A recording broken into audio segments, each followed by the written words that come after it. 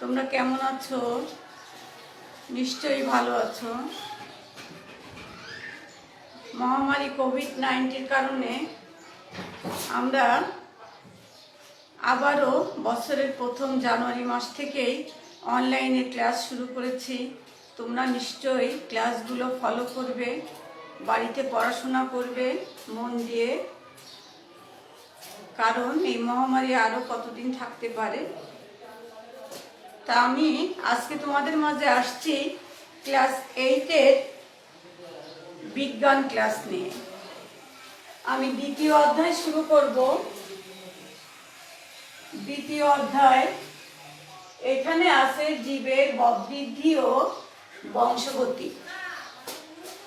তা আমরা তো মানুষ একটা জীব, তাই না? তোমরা নিশ্চয়ই জানো যে মানুষও একটা জীব। তাই এই জীবের প্রত্যেকটা জীব, উদ্ভিদ একটা জীব, এই প্রত্যেকটা জীবের কি হয়? কোষ বৃদ্ধি পায়, পেয়ে আস্তে আস্তে বড় হয়। আর এই জীবগুলো কোষ দেহ দিয়ে গঠিত। কোষ দেহ দিয়ে গঠিত।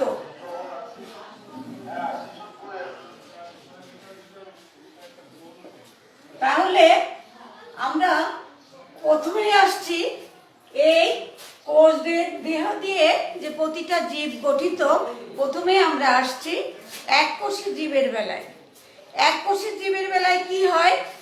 এই জীবগুলো যখন বিভাজিত হয় তখন একটা থেকে দুইটা, দুইটা থেকে চারটা, এভাবে বিভাজিত হয়, মানে ভাঙতে থাকে, বিভক্ত হতে থাকে। এরপরে আস্তে আস্তে এরা বংশ বৃদ্ধি করে, বংশ বৃদ্ধি করে অর্থাৎ বাড়ায়। কি হলো? এককোষী জীব দেহ যখন বিভাজিত হয়, আমরা জানি যে কোষ দেহ জীব, প্রতিটা জীব কোষ দেহ দিয়ে গঠিত। তাহলে এখানে এই কোষ বাড়ে বলেই তো জীব বাড়ে। তা এককোষী জীবের বেলায় কিভাবে বাড়ে? ওদের কোষ একটা থেকে দুইটা, দুইটা থেকে চারটা, এভাবে বিভাজিত হয়ে ওরা বংশ বৃদ্ধি করে। কিন্তু বহুকোষী জীবের বেলায়, অর্থাৎ আমাদের বেলায় কি হয়? দেহ কোষের সংখ্যা বৃদ্ধি পায়, অর্থাৎ আমাদের দেহের কোষের সংখ্যা বৃদ্ধি পায়, অর্থাৎ বাড়ে। দেহ কোষের সংখ্যা বৃদ্ধি পায় কিভাবে? আস্তে আস্তে এই কোষ বেড়ে যায় এবং জীবনের বৃদ্ধি ঘটে, অর্থাৎ আস্তে আস্তে আমরা বড় হই, বৃদ্ধি ঘটে। জীবনের সামগ্রিক বৃদ্ধি ঘটে। শুধু বৃদ্ধি ঘটে বলতে হাত, পা, চোখ, নাক, কান, মুখ সবকিছু আস্তে আস্তে, উদ্ভিদ আস্তে আস্তে অঙ্কুর থেকে ছোট হয়ে বড় হতে থাকে। এরপরে কি হয়? ডিম্বাণু নিষিক্ত হয়, অর্থাৎ মায়ের পেটের মধ্যে যেমন ভ্রূণ থাকে, তোমরা ছোলা বীজ দেখেছো, ছোলা বীজে এরকম একটা চিহ্ন আছে। এখান থেকে ছোলা বীজ যদি অনেকদিন রেখে দেওয়া হয় তাহলে এখান থেকে অঙ্কুর বের হয়, অর্থাৎ গাছ বের হয়। তাই এরকম মানুষও মায়ের পেটে যখন থাকে তখন একটা কোষ থাকে। কয়টা কোষ থেকে? কিভাবে এই কোষটা তৈরি হয়? ডিম্বাণু, এই ডিমটা নিষিক্ত হয়, ডিম্বাণু নিষিক্ত হয়, অর্থাৎ ফেটে যায়, নিষিক্ত হয়। এই ডিম্বাণু নিষিক্ত হওয়ার পরে সঙ্গে সঙ্গে কি হয়? এই জীবের জীবন শুরু হয়, জীবের জীবন শুরু হয়, আস্তে আস্তে জীবের জীবন শুরু হয়, জীবন শুরু হয়। এবার যখন ডিম্বাণু নিষিক্ত হয়ে জীবের জীবন শুরু হলো, তখন কি হয়? আবার নিষিক্ত ডিম্বাণু, এই নিষিক্ত ডিম্বাণু কি করে, জীবন শুরু হওয়ার পরে আস্তে আস্তে ডিম্বাণু নিষিক্ত হওয়ার পরে তখন এর নামকরণ হয় জাইগোট। এই জাইগোট কি হয়, ক্রমাগত বিভাজিত হতে থাকে, অর্থাৎ ভাঙতে থাকে, ভাঙে আর বড় হতে থাকে, ভাঙে আর বড় হতে থাকে। জাইগোট বিভক্ত হয় এবং বৃদ্ধি পেতে থাকে। এইভাবে বৃদ্ধি পেয়ে বিশাল লক্ষ লক্ষ কোষের সমন্বয়ে একটা বিশাল দেহ গঠিত হয়। তাহলে আমরা জানলাম যে ডিম্বাণু কি হলো, নিষিক্ত হয়ে এই জীবের দেহ কোষের সংখ্যা বৃদ্ধি পেয়ে জীবন শুরু হলো। তখন কি করলো, ডিম্বাণু নিষিক্ত হলো, জীবন শুরু হয়ে গেল। এই ডিম্বাণু নিষিক্ত হওয়ার পরে এই এককোষী জাইগোট কি করে, বিভক্ত হয়ে দেহ আস্তে আস্তে বাড়তে থাকে এবং বিশাল দেহ তৈরি হয়, বিরাট দেহ তৈরি হয়।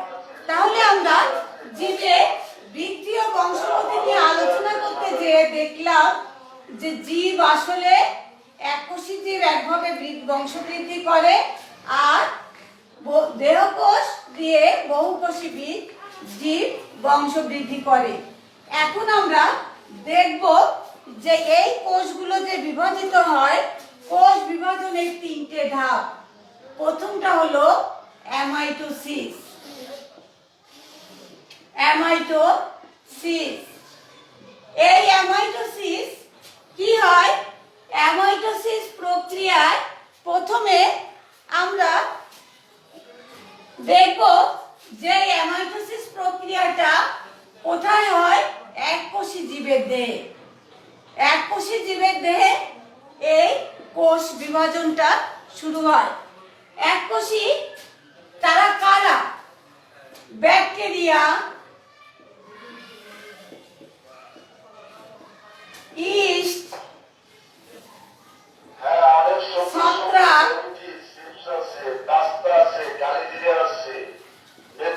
অ্যামিবা।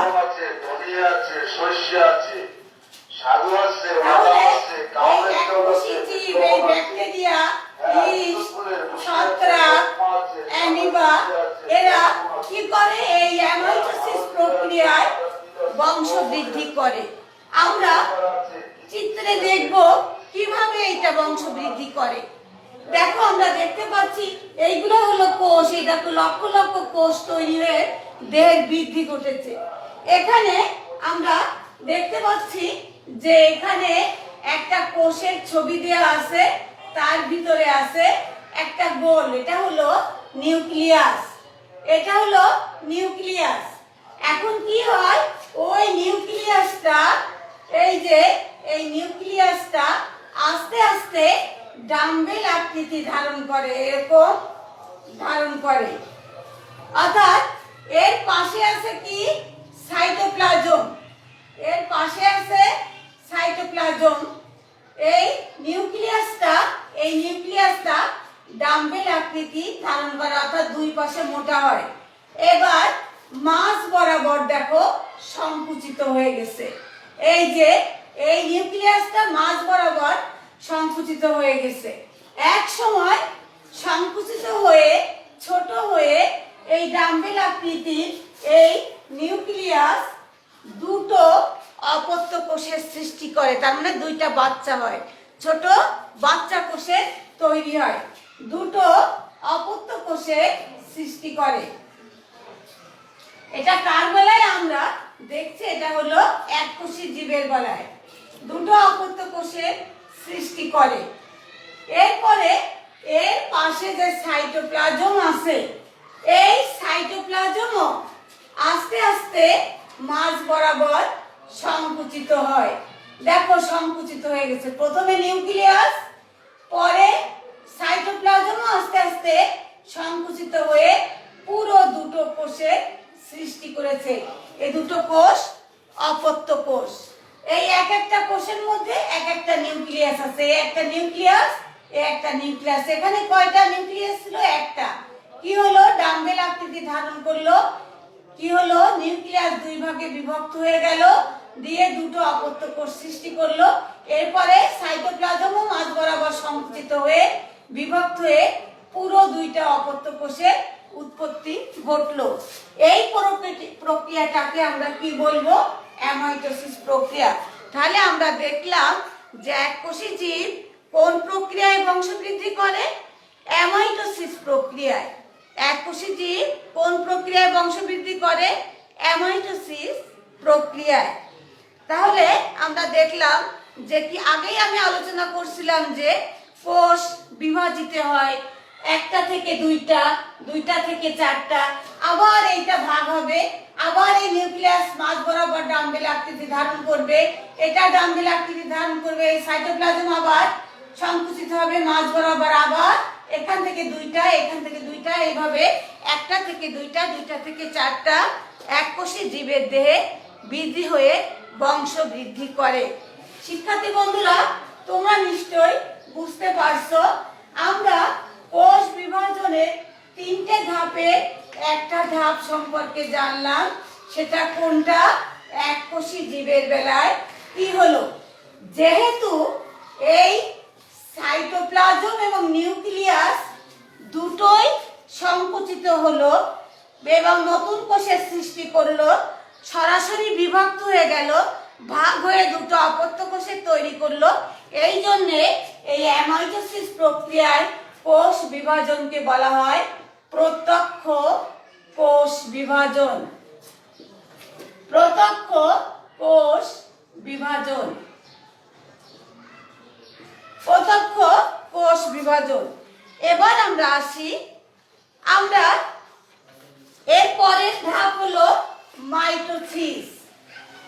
মাইটোসিস প্রক্রিয়ায়, মাইটোসিস 2 নাম্বার, মাইটোসিস প্রক্রিয়ায় কি হয়? মাইটোসিস প্রক্রিয়ায় 2 নম্বরে এসে উন্নত শ্রেণীর জীবদেহ অর্থাৎ প্রাণী ও উদ্ভিদে দেহকোষ, আমি বলছিলাম না যে বহুকোষী জীবের দেহ বৃদ্ধি পায়, তো এখানে কি হচ্ছে? দেহকোষ বিভাজিত হচ্ছে।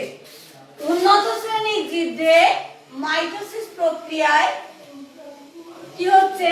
দেহকোষ বিভাজিত হচ্ছে। জীবদেহে ওখানে বংশবৃদ্ধি করছিল এককোষী জীবদেহ, এখানে দেহকোষ বিভাজিত হচ্ছে। বিভাজিত হয়ে কি হয়? আস্তে আস্তে বৃদ্ধি পেতে থাকে। এখানে কি হয়? এই প্রক্রিয়ায় মাতৃকোষের নিউক্লিয়াস, এই যে নিউক্লিয়াসটা থাকে, এই নিউক্লিয়াসটা একবার বিভাজিত হয়, অর্থাৎ একবার ভাঙে। এই মাইটোসিস প্রক্রিয়ায় এই নিউক্লিয়াসটা, এর মধ্যে ক্রোমোজোম আছে, এককোষী একবার বিভাজিত হয়, একবার ভাগ হয়। ভাগ করে সম আকৃতি,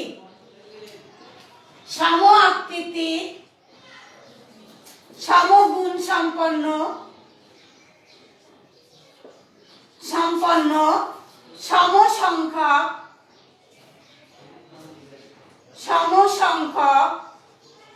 কি করে? ক্রোমোজোম বিশিষ্ট দুটি অপত্য কোষ সৃষ্টি করে। সম আকৃতির অর্থাৎ সমান আকৃতির, সমগুণ সম্পন্ন অর্থাৎ তাদের গুণ সমান থাকে, এবং সম সংখ্যা মানে সংখ্যায়ও তারা একই থাকে। নিউক্লিয়াস বিভাজিত হয়ে কি হয়? দুটি অপত্য কোষ সৃষ্টি করে, ওই দুটো বাচ্চা কোষ সৃষ্টি করে অপত্য কোষ। দুইটি অপত্য কোষের সৃষ্টি হয় মাইটোসিস প্রক্রিয়ার। এর ফলে কি হয়? বহুকোষী উন্নত শ্রেণীর জীবদেহ অর্থাৎ উদ্ভিদ এবং প্রাণীর দেহ কি হয়? দৈর্ঘ্য অর্থাৎ লম্বায়ও বাড়ে, চওড়ায়ও বাড়ে। দৈর্ঘ্য প্রস্থে আস্তে আস্তে কি হয়? বৃদ্ধি পেতে থাকে। শিক্ষার্থী বন্ধুরা, এই দৈর্ঘ্য এবং প্রস্থে বৃদ্ধি পেতে থাকে। এই বিভাজনটা ভাজক টিস্যুর কোষেও দেখা যায়। ভাজক টিস্যু মানে যে টিস্যু ভাগ হয়। যে টিস্যু ভাগ হয়, মানে ভেঙে ভেঙে যায়। ভাজক টিস্যু এখানে এই মাইটোসিস প্রক্রিয়ায় কোষ বিভাজন হতে দেখা যায়। তাহলে শিক্ষার্থী বন্ধুরা, আমরা দেখলাম যে উন্নত শ্রেণীর জীবদেহ অর্থাৎ উদ্ভিদ কোষ এবং প্রাণী কোষে দেহকোষ বিভাজিত হয়। দেহকোষে যে কি বিভাজিত হয়? নিউক্লিয়াস। কয়বার বিভাজিত হয়? একবার। কি হয় বিভাজিত হয়ে? সম আকৃতির, সমগুণ সম্পন্ন, সমসংখ্যক দুটি অপত্য কোষ সৃষ্টি করে। এরপরে ওই দুটো কোষ আস্তে আস্তে কি হয়? দৈর্ঘ্যে প্রস্থে আস্তে আস্তে বেড়ে বড় হতে থাকে এবং এক সময় দেখা যায় ভাজক টিস্যু, জীবদের গঠন টিস্যু আস্তে আস্তে কি হয়? কোষের সংখ্যা, ভাজক টিস্যুর কোষের সংখ্যা আস্তে আস্তে বৃদ্ধি পেতে থাকে। জীবদের গঠন ও কাজের এককে কোষ বলে। জীবদের গঠন ও কাজের এককে কোষ বলে। তাহলে আমরা দেখলাম যে মাইটোসিস প্রক্রিয়ায় কিভাবে উন্নত শ্রেণীর জীবদেহ বিভাজিত হলো। এখন আমরা মিওসিস দেখব।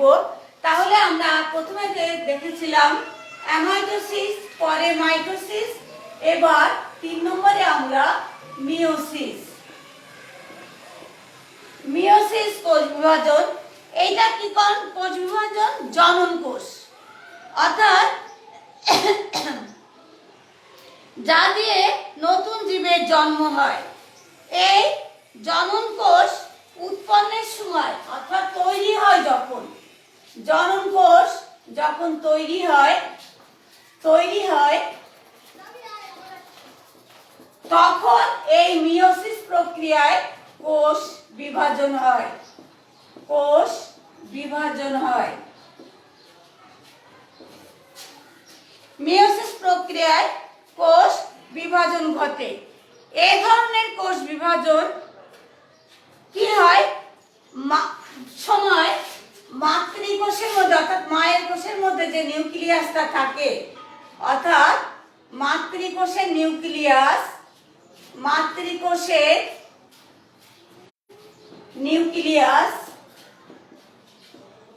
এটা কিন্তু দেহকোষ না, জনন কোষ, যা দিয়ে নতুন জীব তৈরি হবে। এই কোষ বিভাজন হয়। এই বিভাজনের ফলে মাতৃকোষের নিউক্লিয়াস একবার বিভাজিত হয়। মাতৃকোষের নিউক্লিয়াস দুইবার, নিউক্লিয়াস হচ্ছে দুইবার বিভাজিত হয়। নিউক্লিয়াসটা দুইবার। আর ক্রোমোজোম, এই নিউক্লিয়াসের মধ্যে যে ক্রোমোজোম আছে, এই ক্রোমোজোম গুলো একবার বিভাজিত হয়। তাহলে নিউক্লিয়াস জনন কোষ উৎপন্নের সময়, মিওসিস পর্যায় সংগঠিত হওয়ার সময় নিউক্লিয়াস দুইবার বিভাজিত হয় আর ক্রোমোজোম একবার বিভাজিত হয়। ক্রোমোজোম একবার বিভাজিত হয়। তাহলে এই নিউক্লিয়াস দুইবার বিভাজিত হলে তার সংখ্যা বেড়ে যায়। আর ক্রোমোজোম যেহেতু একবার বিভাজিত হয়, একবার ভাগ হয়, তাহলে এখানে ক্রোমোজোমের সংখ্যা অর্ধেক হ্রাস পায়, অর্থাৎ কমে যায়। ক্রোমোজোমের সংখ্যা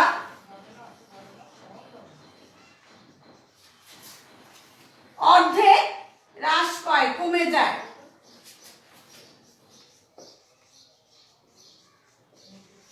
শিক্ষার্থী বন্ধুরা, যখন হ্রাস পেয়ে গেল, অর্ধেক যখন কমে গেল, তখন এই ক্রোমোজোম হয়, পর্দাটা ভেঙে যায়, তখন এই ধরনের কোষ বিভাজন সম্পন্ন হয়, মিওসিস কোষ বিভাজন সম্পন্ন হয়। দেখলাম এমন মাইটোসিস প্রক্রিয়াটা কাদের হয়েছিল? উদ্ভিদ ও প্রাণীর দেহের উন্নত শ্রেণী। আমরা দেখেছিলাম যে উন্নত শ্রেণীর জীবদেহে দেহকোষ বিভাজিত হয়। তাই দেহকোষ কোন প্রক্রিয়ায় বিভাজিত হয়েছিল? মাইটোসিস প্রক্রিয়ায়। এখানে কি হয়েছিল? নিউক্লিয়াস একবার বিভাজিত হয়েছিল আর ক্রোমোজোম, নিউক্লিয়াস একবার বিভাজিত হয়ে কি করেছিল? সম আকৃতির, সমগুণ সম্পন্ন, সমসংখ্যক দুটি অপত্য কোষ সৃষ্টি করেছিল। এরপরে মিওসিস দেখলাম, এটা কি হলো, জনন কোষ উৎপন্নের সময় এটা তৈরি হলো। শিক্ষার্থী বন্ধুরা, তোমরা ভালো থাকো, নিশ্চয়ই আমার ক্লাস ফলো করছো, বুঝতেও পারছো। ভালো থাকো, সুস্থ থাকো, নিরাপদে থাকো এবং পড়াশোনা করো। ধন্যবাদ। দেবো ফিনিশ।